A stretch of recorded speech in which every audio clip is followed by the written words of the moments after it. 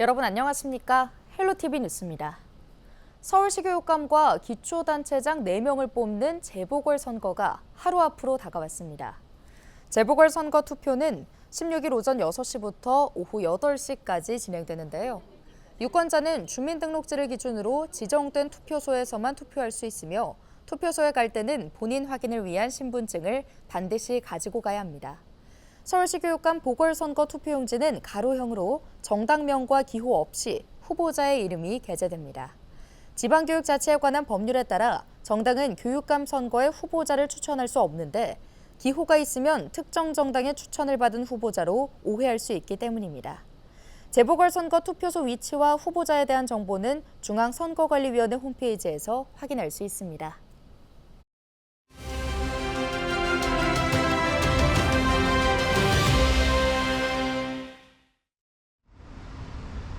지방의회 의원들의 의정 활동을 소개하는 의원 발언대 시간입니다. 오늘은 정택진 양천구의회 국민의힘 원내대표를 만나 후반기 의정 활동 계획을 들어보겠습니다.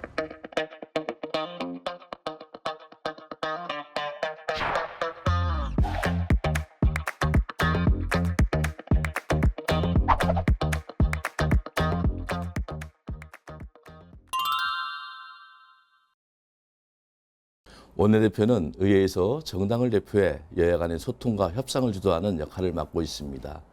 정당 간의 의견 차이를 조정하여 주요 현안에 대해 합의를 이끌어내는 것이 주된 임무입니다. 뿐만 아니라 정당 내부에서도 의원들 간의 의견 차이를 조율하고 당의 통일된 입장을 마련하는 역할도 수행합니다.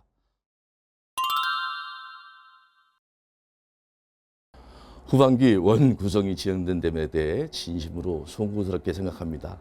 그러나 이제 의장 및 원 구성이 마무리된 만큼 이전의 갈등은 뒤로하고 원내대표로서 여야를 불문하고 동료 및 선배 의원들과 대화를 적극적으로 이어나가려고 합니다. 의회 내부의 다양한 의견을 경청하여 의원들 간 가교 역할을 충실히 수행하여 하나된 모습으로 주민을 위해 열심히 일하는 양천구 의회를 만들어 나가겠습니다.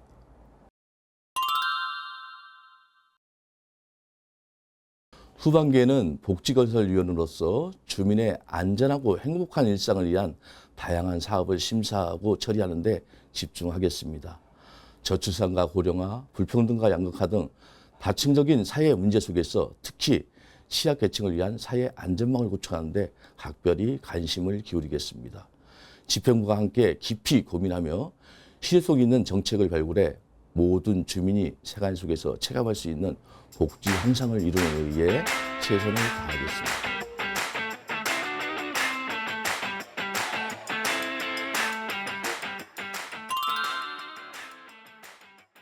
양천구의 수원 사업인 재개발 재건축 사업의 조속한 추진입니다.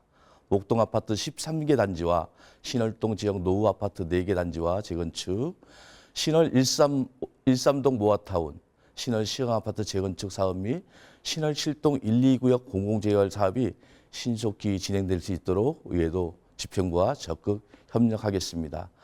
특히 신월 7동 1, 2구역은 이번에 공공재개발 인센티브를 적용받아 제2동 일반 주거지역으로서 종상향되었으며 한국공항공사와 협의해 고도 제한을 66m까지 완화하는 성과를 이뤄냈습니다.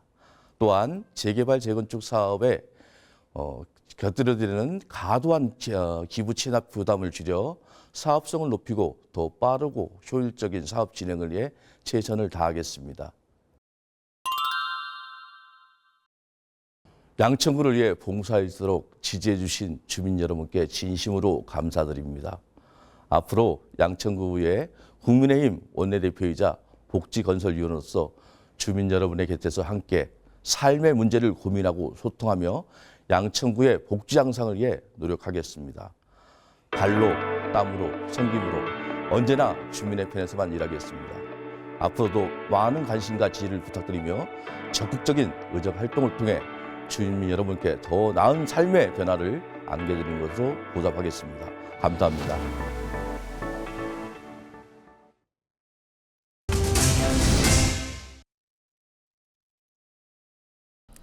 부평 캠프마켓 부지 매각 대금을 놓고 인천시와 국방부가 소송을 벌이고 있습니다. 여기에 캠프마켓 개발도 축소될 우려까지 제기되면서 향방에 관심이 쏠리고 있는데요. 자세한 내용 취재 기자와 연결해 알아보겠습니다. 보도국 송효찬 기자 연결돼 있습니다. 네, 송 기자, 우선 인천시와 국방부의 소송전 어떻게 진행되고 있나요? 네, 우선 이번 소송이 왜 시작되는지부터 봐야 할 것 같은데요. 인천시와 국방부는 지난 2013년 캠프마켓 토지 매입 협약을 맺고 매각 대금은 공여 해제, 즉 반환 후 감정평가에 확정 정산하도록 했습니다. 여기에 감정평가 시점이 주요 포인트인데요. 인천시는 평가 시점을 캠프마켓 소유권이 미군에서 국방부로 반환된 시점인 지난해 12월로 정해야 한다고 요구하고 있는 상황입니다. 반면 국방부는 오염토 정화 작업까지 완료된 뒤 감정평가에 나서야 한다는 입장인데요. 국유재산법상 일반재산 처분 절차를 따라야 하기 때문입니다. 이번 소송의 쟁점 중 하나는 바로 캠프마켓 전체 면적 44만 제곱미터 중 10만 제곱미터인데요. 34만 제곱미터인 공원 도로 부지는 국비를 66%가량 지원받을 수 있어 시가 부담해야 할 금액이 적습니다. 이미 지난 2022년까지 4,915억 원을 완납했고 2025년까지 지가 상승분에 따른 707억 원에 대한 국비도 확보한 상태입니다. 반면 시 자체 감정 결과 10만 제곱미터 부지를 오염토 정화 작업이 끝날 것으로 예측되는 2027년에 감정평가하게 되면 토지 매입비만 약 4천억 원에 달할 것으로 추산되고 있습니다. 감정평가 시점에 따라 수백억 원의 차이가 발생할 수 있다는 것인데요. 이에 인천시는 지난 4월 국방부를 상대로 소송을 제기했습니다. 문제는 또 있습니다. 국방부는 지난 7월 초 법원이 변론 기일을 8월로 통지하자 뒤늦게 법무법인을 선임하고 기일 연장을 신청했습니다. 이후 지난 9월 11일 첫 변론이 진행됐습니다. 2차 변론은 오는 11월 13일로 계획되어 있는데요. 이처럼 국방부가 시간을 끌면서 캠프마켓 지가 상승에 대한 우려가 나오고 있습니다. 매년 토지 가격이 약 3%가량 오르고 있기 때문인데요. 재판이 길어질수록 더 많은 시 예산이 투입될 수 있다는 점도 우려스러운 부분입니다.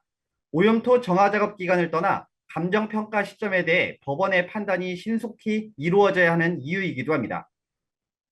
네, 최근에 비슷한 소송에 대한 판결이 나와 또 주목받고 있습니다. 어떤 내용인가요? 네, 바로 인천과 비슷한 원주시와 국방부의 소송입니다. 지난달 11일 서울고등법원은 인천과 같이 2013년 반환협약을 주장하는 원주시 손을 들어줬는데요.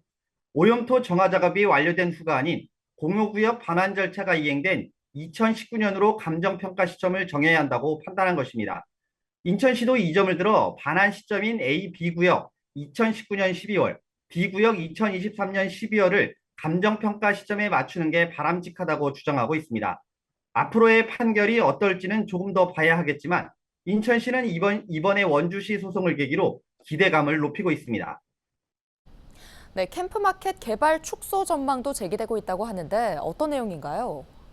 네, 이 역시 소송 전의 연장선으로 좀 봐야 될 것 같습니다. 인천시가 지난 4월이었죠. 한국지방행정연구원 지방투자사업관리센터인 리맥에 신청한 캠프마켓 부지 활용을 위한 타당성 조사 범위가 전 구역을 대상으로 한 공원 조성 사업에서 인천식물원 건립 사업으로 대폭 축소됐습니다. 부지 매입비를 놓고 인천시와 국방부가 법적 다툼을 하고 있기 때문인데요.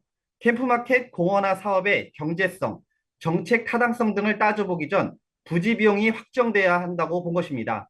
결국 소송이 마무리되지 않으면 공원화 사업에 드는 총 사업비나 추진 일정이 변동될 수 있다는 것도 그 이유입니다. 소송이 3심까지 진행될 경우 최소 3년 이상 소요될 것으로 전망되고 있는데 문제는 공원화 사업이 2028년부터 2030년까지 설정해 놓은 만큼 사업 지연이 예상되고 있습니다. 결국 인천시는 리맥에서 선정한 인천식물원 건립 사업을 캠프마켓 사업 1단계로 추진하기로 하고 내년 상반기까지 타당성 조사를 완료할 방침입니다.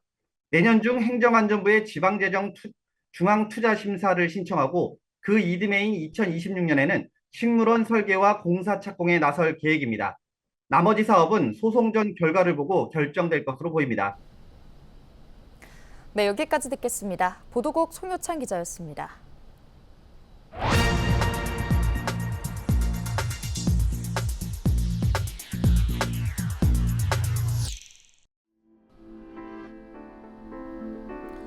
시대에 따라 장례 문화도 변하기 마련인데요. 1970년대까지만 해도 매장이 주된 장례 방식이었죠. 하지만 그러다 온 국토가 묘지로 뒤덮일지 모른다는 우려에 화장이 보편화되기 시작해 1994년 20%였던 화장률이 2000년에는 38%로 늘었고 2023년에는 90%를 넘어섰습니다. 인식 변화에 따른 현상이죠. 이웃나라 일본 역시 2차 대전 직후까지는 매장이 일반적이었지만 현재는 화장률이 99.9%나 됩니다. 화장의 보편화로 인해서 묘지의 필요성은 크게 줄었지만은 납골당 포화라는 새로운 문제를 안게 됐습니다. 대개 30년 정도의 봉안 기간이 끝나면 납골당에 모셔뒀던 유골을 돌려받는데 시설 포화와 비싼 비용 문제로 인해서 유골 관리가 어렵다는 문제가 생깁니다. 특히 1990년대 화장과 납골당 봉안이 보편화되기 시작했기 때문에 봉안 기간 30년이 돌아오면서 유골함의 대거 이동이 불가피해졌습니다. 일본 역시 납골당 포화로 인해서 다양한 대체 수단이 주목받고 있습니다. 나무 아래에 유골을 묻는 수목장, 그리고 유골을 바다에 뿌리는 해양 산골, 심지어 유골의 일부를 우주로 보내는 우주 산골도 있습니다. 유골을 담은 캡슐을 만들어서 인공위성과 함께 발사하는 건데요. 인공위성이 지구 궤도를 도는 동안 유족들은 실시간으로 위치를 추적할 수 있고 일정 시간이 지나면 인공위성이 대기권에 진입하면서 소멸됩니다. 우리나라도 이미 일부 시행되고 있지만 수목장과 화장한 유해를 산과 바다에 뿌리고 표지를 두지 않는 산분장, 그리고 디지털 추모가 보편화되도록 해야 한다는 의견이 제시됩니다. 또한 3일장에서 2일장이나 1일장으로의 전환을 통해 유족의 부담을 줄이고 경제적 비용을 절감해야 한다는 목소리도 있습니다. 데스크의 눈이었습니다.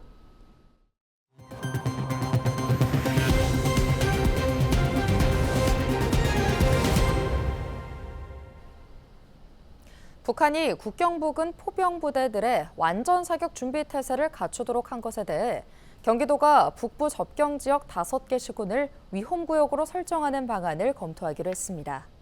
김동연 지사는 지난 14일 국회 행정안전위원회 경기도 국정감사에서 연천, 포천, 파주, 김포, 고양 전 지역에 대한 위험구역 설정을 검토하라고 지시했다고 밝혔는데요.